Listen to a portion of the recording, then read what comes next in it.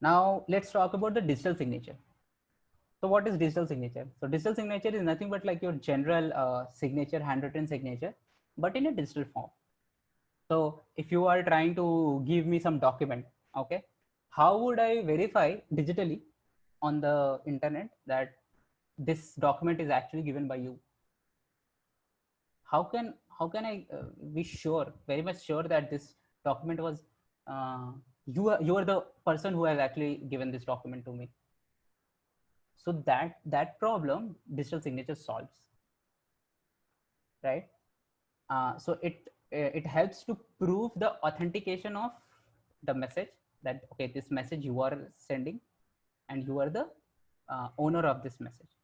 It used to maintain the integrity of the message, that this message was not being tampered, and also it used to maintain the non-repudiation of the message. What does it mean? That let's say you sent that message to me and later on you denied, hey, I did not send it to you, I am not the owner. Let's say you are abusing me, for example, and I get all of your abusive messages, and I claim that okay, why you are abusing me, and then you said that hey, I did not send it to you, right? In that case also it can be used, like if you have signed the message, then you cannot deny the fact that you have not signed the message. Okay, we'll see how does it works. Okay, so for example, in case of by the way, this method is also one of the method of public key cryptography only. So how the digital signature works is you use your what is that? Huh. So you use your private key to sign the message, and I will use your public key because I have already have your public key to verify the message whether it's you or not. So what I'm trying to say is, let's say there is a message M. Okay, this diagram is there now. So let's say there is a message M, and you want to send this message to me, right? So what you will do is you will use your secret key or private key into this digital signature algorithm and generate a signature S, and you send both of these S and M to me, and I will put S, M, and your public key, the public key which belongs to you, because I want to verify whether you are the owner of this message or not, right? So when I put all of this, I will be able to verify yes or no, like whether this you are the owner or not. So it always gives me yes or no kind of output. Okay, so we can try it out here in our tool.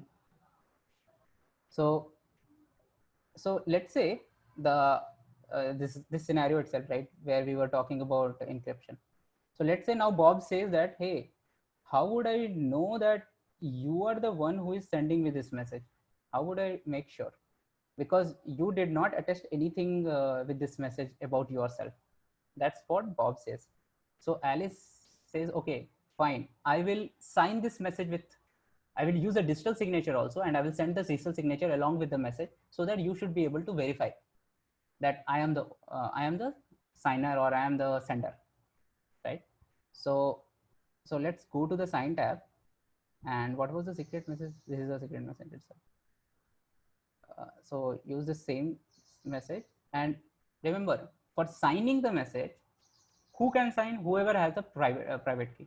So he will use his private key to sign the message, and this is some again gibberish text which looks which we are calling as signature, and he sent the signature along with the plain text. Okay, he had sent the text and also he sent the signature.